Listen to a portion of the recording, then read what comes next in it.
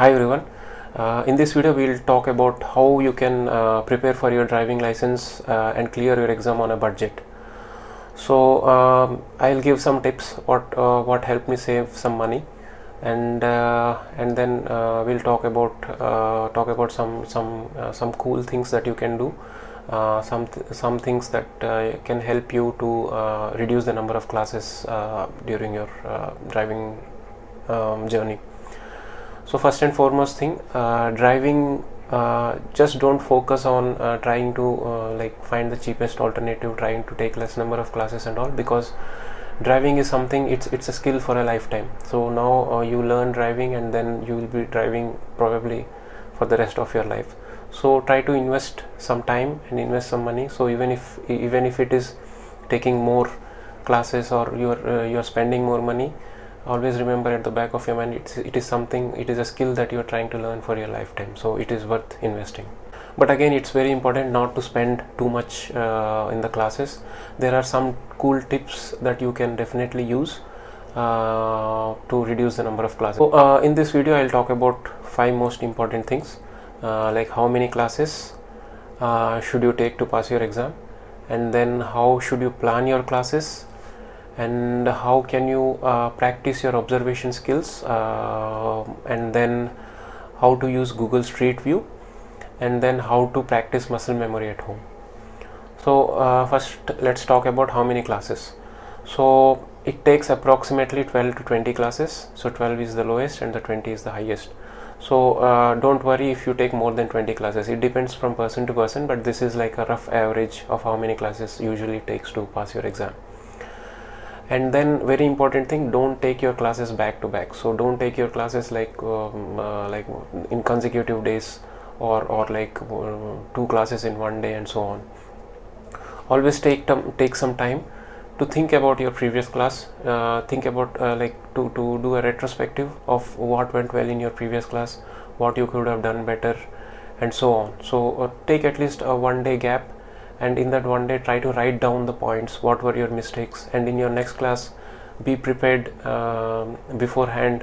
Try not to repeat those mistakes that you did in your previous class. And then important thing is take at least 2 classes from the school as a mock exam. So what do I mean by mock exam?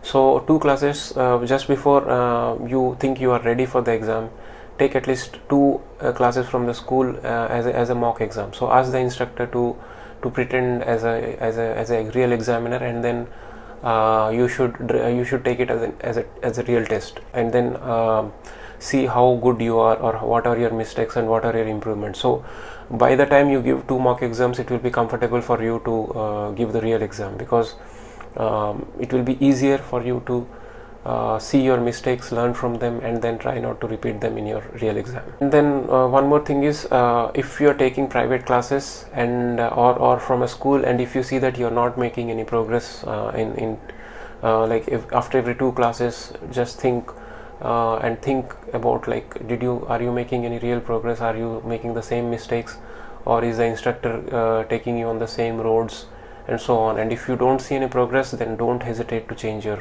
either your private teacher or your school. So don't feel bad if you are not learning. It's not necessarily your fault. It could be the fault of the instructor as well. So don't hesitate to change your instructor if you don't see any progress. So I'll talk about planning your classes.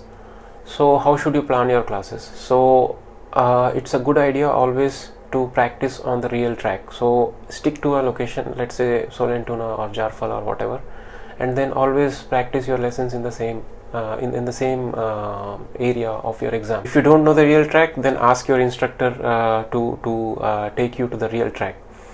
But if your instructor also doesn't know, then you can check the Facebook posts, Facebook groups where they discuss about their driving exam and all. Then they'll mention about which track they went and all. So try to practice on the real track. And during your classes, it's important you cover these things. Number 1 is priority road, number 2 is highway, number 3 is the residential area or the 30-kilometer road, and the number 4 is the country roads. So these roads should always be there while you are practicing. So don't miss out on any of these roads. if the instructor doesn't take you to these roads, then ask them to take you to these roads. So and then roundabouts. So during your practice session, you should always learn taking a left turn on a roundabout. So on a roundabout, right turn and straight ahead are quite easy. You can always keep on the right lane and then exit, of course, before indicating. But a left turn on a roundabout could be tricky. It depends upon, like, if it's a small roundabout or the big roundabout, and if there are multiple lanes, then how should you act.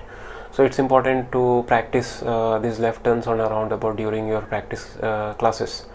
So don't forget, even if your instructor doesn't do that, you should explicitly ask them, like, I want to learn a left turn on a roundabout. So it's important. Every time during your practice, always make sure you are checking the blind spot in each and every maneuver that you're sideways maneuver that you're doing during your practice session. So whenever you are turning, let's say you're turning, or you're changing lanes and so on, so always make sure you are not skipping any blind spot. So always, and if it is difficult for you to keep track of the road and the blind spot, then it's a good idea to say it out loud so that you don't miss it. So it's like the three checks, the mirror blind spot check, you can keep repeating, and if you don't know what I am talking about, you can check my other videos. I have mentioned about this mirror blind spot check. Then parking is also very important. So you will definitely be asked about parking in your exam.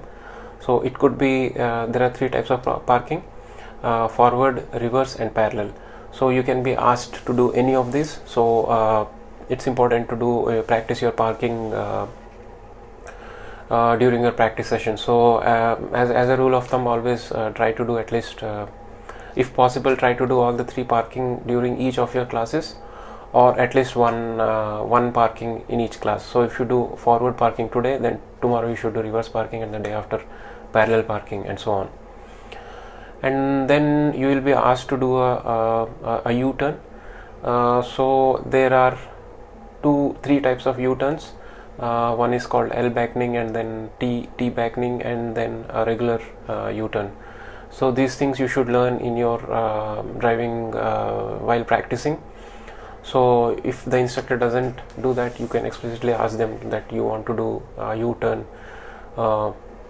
on the different types of U-turn that you can be asked during the exam. And then the last aspect of planning your classes is safety checks. So whenever you are doing any maneuvers during your practice classes, it's very important not to panic, and always do the safety checks first and then do the maneuver. Because in Sweden, the driving exam, what they check for, most important thing is safety over anything else.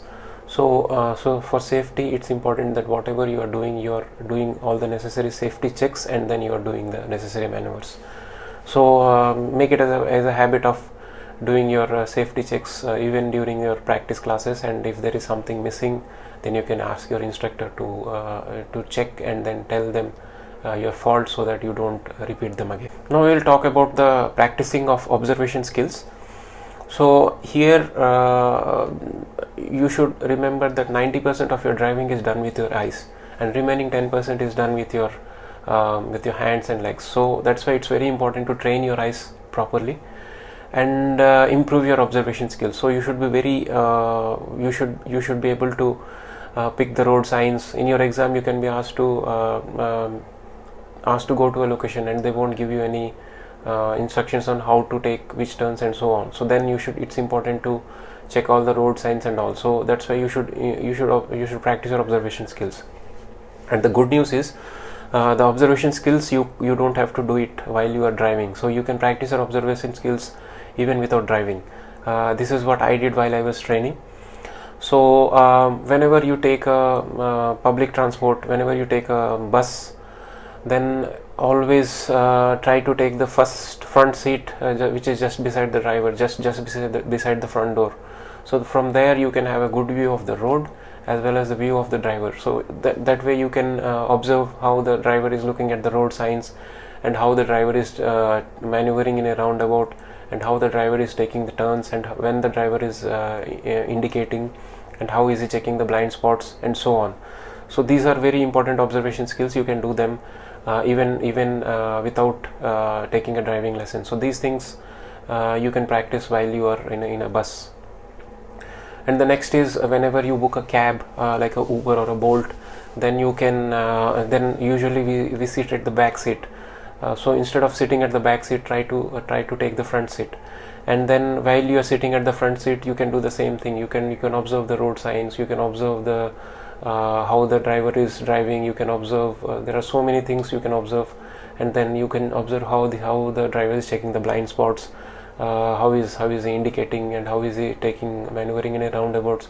And sitting in the front makes you active, and you can keenly observe how others are driving, and these observation skills will help you during your driving exam. And there is one more idea, that like whenever you are taking a driving class, and once your class is over, usually the private teacher or the driving school instructor, they will have another class after your class. So you can request the instructor to allow you to sit in the back seat, because it's no harm, right?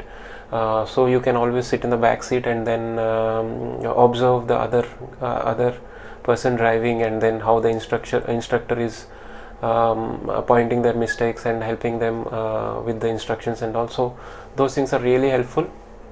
So always ask them, like, if you can spend an extra hour or so in the car and in the back seat, and try to observe how things are happening, and try to learn from the mistakes of others. So it's a good idea to do that. And if you are smart enough, then you don't have to do the mistake, you can learn from the mistakes of others. So observation is very, very important. So 90% of the observation skills and all you can learn even without a driving class. So these things can help you to reduce the number of classes that you will be taking during before the exam. And now we will talk about the Google Street View. So Google Street View is a very important tool. I used it during my driving journey. So what you can do in the Street View is, you can first, when you know the route, which route you will be asked about the exam, then you can just virtually go through the route in a Google Street View. And in the Street View you can check the road signs, the road the navigations, and also the speed limits and so on. So this, you have a good tool at your hand, so you can do it as many times as you want. You don't have to pay anything for it. So this is a very important tool, and it is a very necessary tool. So if you know the road limits, the speed limits on the road that you will be taking during the exam, and if you can by heart them, and if you can remember them, then it will be really helpful, because during the exam you may be very nervous and you may forget the road speed limits, and so forget to check the speed limits or the directions and all. But if you know them beforehand, then it can help you to pass your exam. So roundabouts and all you can check in the Google Street View. So when you have to take a left turn at a roundabout, you can check if it's a multi-lane roundabout or the single lane roundabout, and so on. So those things you can get all the information in the Google Street View. So it's a very nice tool, and you should definitely try it out. Now we will talk about building your muscle memory at home. So once you have this, once you do a thing repeatedly over and over again, then it kind of becomes a second nature for you. So it becomes like a muscle memory to you. So the muscle memories that you need to practice are, number one is the blind spot. So blind spot should be like your second nature. And blind spot you should not check just because you will be asked during the exam. Blind spot is a very, very important check that is needed. If you, even after you pass your exam, and when you're driving for real, if you don't check your blind spot, then it might be possible that you ended up in a very fatal accident. So blind spot is very, very, very, very crucial, not just for the exam, but in general. Whenever you're driving, blind spot is a must check. For the blind spot test, what you can do is you can practice that at home. So you can repeat these things, and then you can act accordingly. So in the blind spot, the expectation is you check the rear view mirror, and then the side mirror, and the blind spot. So for that I did an acronym, and it helped me. You could also do some acronyms that work for you. So for me it's like mirror, blind spot. So when I say mirror, I just at home I try to pretend if I'm sitting in the driving seat, and then I just check the back mirror, and then I move my head accordingly, and then mirror, and then the side mirror. So when I say mirror, and then blind spot. Similarly, mirror, blind spot. So these things you can keep repeating at home. It might sound funny, but once you do that over and over again, it will become a second nature to you. And so while when you take a class, you will automatically follow this. And while driving, I faced this issue. So whenever I was checking the blind spot, my hands were also moving in the direction of of the blind spot that I'm checking. So I had to make this two movements independent, so that whenever I do this blind spot check, my hands are steady and my steering is not moving. Because whenever you're driving on a 100 km road, 100 km/h road, then even a small change can be a real problem. So to practice that, what I did is, at home I used to hold a plate, pretending as if it's a steering, and then I used to put this here and then just do this movement and try to keep my hands steady, so that my hands are not like changing, my hands are not moving when I'm doing the blind spot. So this might also sound funny, but when you do this at home and once it becomes your muscle memory, then when you're driving for real, whenever you're checking the blind spot, you will observe that your hands are still steady. So this is a really nice tool that you can practice at home.